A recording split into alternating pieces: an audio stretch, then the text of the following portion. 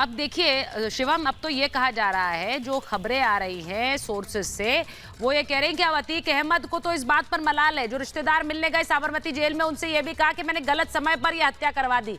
विधानसभा का सत्र चल रहा था और उस समय यह हत्या करवाकर किस तरह से ये पूरा मैंने अपनी जान जोखिम में डाल दी। समस्या ये है कि जान जोखिम में तो तब से डाल रखी है जब से ये अपराध करने शुरू किए, लेकिन अब गर्दन टाइट होने वाली है। देखिए बिल्कुल सुचरिता जी, सबसे पहले तो देश ये एक फर्क भी समझे कि जब पंजाब में कांग्रेस की सरकार थी और मुख्तार अंसारी को वहां से लाना था, तो तमाम ऑर्डर्स के बावजूद भी उत्तर प्रदेश की जो पुलिस, जो उसकी गाड़ी है, वो 52 बार पंजाब गई। 52 बार वहां पर कांग्रेस इस गैंगस्टर को शेल्टर देती रही, नहीं भेजा, नहीं आने दिया। एक रीजन, दो रीजन, 52 बार के बाद आपने अतीक अहमद को मुख्तार अंसारी को उत्तर प्रदेश में आते हुए देखा और किस तरीके से व्हील चेयर पे आया था।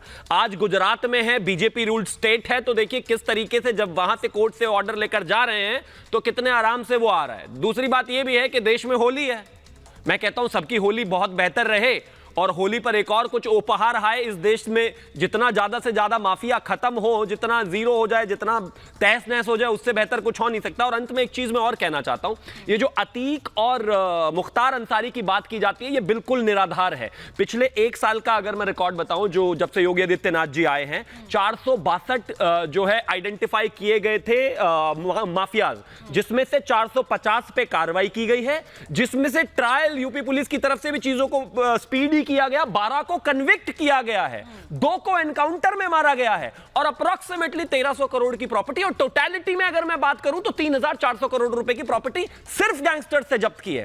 तो ये जो मुख्तार और अतीक अहमद के नाम पर ये देश और प्रदेश को बरगलाने की कोशिश हो रही है कि सिर्फ मुसलमानों को टारगेट किया जा रहा है, वैसा कहीं दूर दूर तक नहीं है। हां, उनको देखते ही जो पॉलिटिकल पार्टियों को प्रेम आता है और जो दर्द होता है, वो इस बात को आकर एस्टैब्लिश करने की कोशिश करते हैं कि ये सिर्फ 2 लोगों पर हो रहा है, बल्कि 2 पर नहीं, 450 पे तो पिछले 1 साल में हुआ है।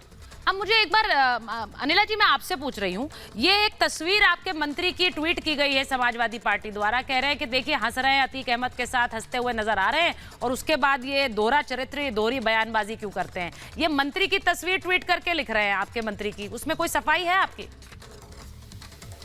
डॉन के साथ क्या कर रहे थे वो? नहीं, मेरे को लगता है पूरी तरीके से बौखला चुके हैं।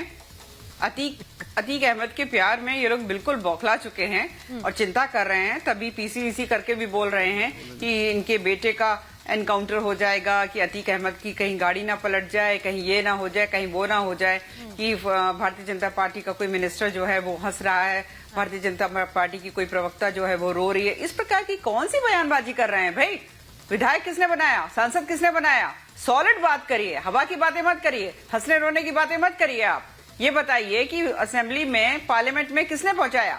ये बीएसपी से भी पूछना चाहिए और ये समाजवादी पार्टी से भी पूछना चाहिए। ठीक है, मैं समय नहीं धर्मेंद्र